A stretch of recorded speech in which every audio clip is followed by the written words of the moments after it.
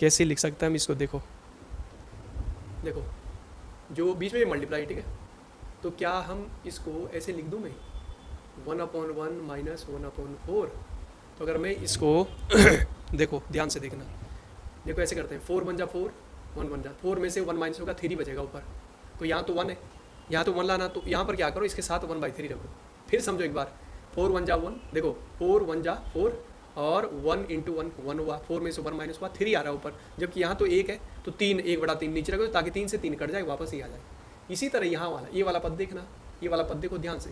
1/4 minus 1/7। देखो हमने ऐसा क्यों कर रहे हैं, ऐसा इसलिए कर रहे हैं क्योंकि प्रश्न को हमने सॉल्व करना है, आसान बनाना, ताकि जल्दी से हम जो है प्लस कर पाएँ, इसको जोड़ना है, जोड़ना तो है इसको, तो जोड़ेंगे कैसे, अगर हम सीधा जोड़ एलसीएम निकालेंगे, एलसीएम के चक्कर में एलसीएम नहीं आ पाएगा, बहुत बड़ा होगा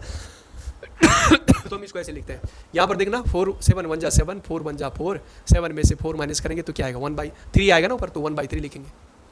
प्लस यहाँ पर देखो ये देखो, ठीक है, 1/7 माइनस 1/10, ठीक है, 7 देखो यहाँ पर 10 और 7, 10 में से 7 माइनस हुआ 3 आया ना 1/3, प्लस यहाँ पर कितना हुआ,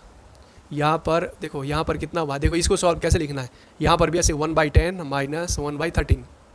अब जब हम ऐसे करें देखो 13 1 जा 13, 10 1 जा 10, 13 में से 10 3 आ रहा ना, तो यहाँ पर 3, ताकि 3 से 3 कट जाए ना, हमारा 1 आना चाहिए ना ऊपर, इसलिए हम ऐसा लिख रहे हैं। यहाँ पर भी सेम ऐसे ही बनेगा, फिर देखो ऐसे सब जगह ऐसे बनना ना, एक सीक्वेंस बन रही है, तो यहाँ भी क्या रखेंगे 1/3 रखेंगे, ठीक है, तो इस तरह से हमने रखना है। तो अब देखो जरा, अगर हम सॉल्व करते हैं, देखो 1/3 सब जगह है, यहाँ भी है, यहाँ भी है, यहाँ सब जगह, तो 1/3 में कॉमन ले रहा हूँ, बाहर ले लिया मैंने, ऐसे ब्रैकेट लिखी,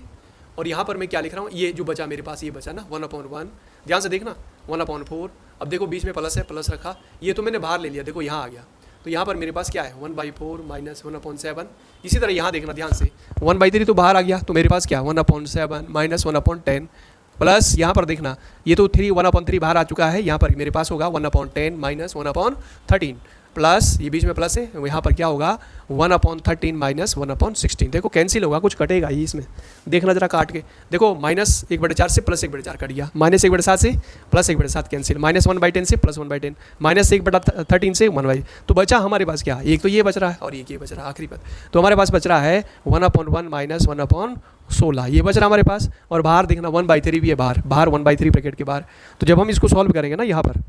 1/3 तो बाहर है, इसको हम ऐसे 16 ही कम 16, एक ही कम एक, 16 में से एक माइनस हुआ 15, 15/16, 3 से हमने इसको डिवाइड किया 5, कितना आ रहा है 5/16, तो 5/16 आंसर आ रहा है, तो आंसर क्या होगा समझिए वाला, देखो कुछ नहीं करा हमने, ऐसे लिखा, इसको बीच में माइनस तो किया बस, लेकिन यहाँ पर फिर ऊपर 3 आ रहा था, सब जगह ऊपर 3 आ रहा है, ऊपर तो देखो सब जगह 1 है, 1 लाने के लिए हमने क्या करा 1/3 लिख दिया, सब जगह 1/3, ठीक है, ऊपर लाने 1 लाने के लिए हमने क्या करा, तभी तो करा हमने 1/3, ठीक है, तो 1/3 लिखा और 1/3 कॉमन ले लिया, बस इसको सॉल्व किया, माइनस से प्लस कट गया, ऐसे कट गया, और बस ऐसे ही आ गया। 1 से 100 तक की प्राकृतिक संख्याओं के वर्गों का योगफल पूछ रहा है, 1 से 100 तक की प्राकृतिक संख्याओं के वर्गों का योगफल है ना जी, वर्गों का योगफल, तो इसमें आपने फॉर्मूले का यूज करना है। देखो 1 से 100 तक की जो प्राकृतिक, देखिए 1 का वर्ग, वर्ग मतलब होता पावर 2, ठीक है, ऐसे पूछ रहा है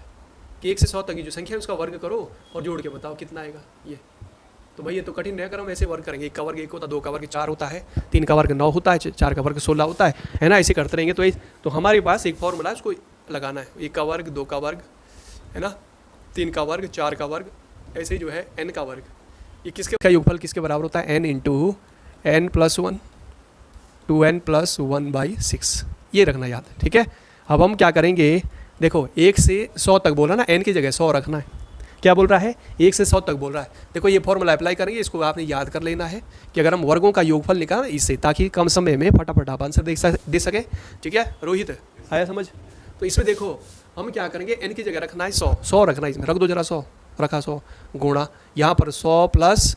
1 रखा, ठीक है, यहाँ पर कितना हुआ 2 गुणा, n की जगह 100 रखना, ठीक है, और प्लस 1, क्योंकि 100 अगर यहाँ पर 1 से 10 तक होता है ना तो 10 रखते हैं, 1 से 20 होगा कि 1 से 20 तक की संख्याओं जो प्राकृतिक संख्या उसके वर्गों का योग अगर 20 होता है तो भी यहाँ n की जगह 20 रखते हैं, आए समझ, तो यहाँ पर 100 जितनी भी यहाँ पर होगा लास्ट वाला तो वो उतना रखना है, n की जगह रखना, ठीक है, तो यहाँ रखा हमने n की जगह ऐसे, ठीक है, n प्लस 1 यहाँ भी 2 इंटू n की जगह 100/6 कर दो कैलकुलेट, देखो 2 से डिवाइड किया 3, 2 से हम डिवाइड कर रहे हैं, यहाँ 50 हो गया, ठीक है 50, यहाँ पर 50 गुणा यहाँ पर कितना हुआ 101 गुणा कितना हुआ 201/3, 3 से अगर डिवाइड करेंगे ना, देखो 3 से डिवाइड करो, 3 से देखो कौन सा डिवाइड होगा, 2 और 1 ये डिवाइड हो जाएगा, 3 छक्का 18 और 2 3 7 21 67 बार डिवाइड हो गया डिवाइड। बस सबकी गुणा कर दो जो बचा आपके पास, ये 50 गुणा 101 गुणा 67 रिमिस प्रिंट है। तो इसका आंसर क्या आना चाहिए, ए आना चाहिए, यहाँ पर 3 है, 3383 है ना, मल्टीप्लाई तो करना, इसका मल्टीप्लाई करके यही आएगा, ठीक है। तो इसका क्या होगा 338350। नवीन समझ आया, रोहित?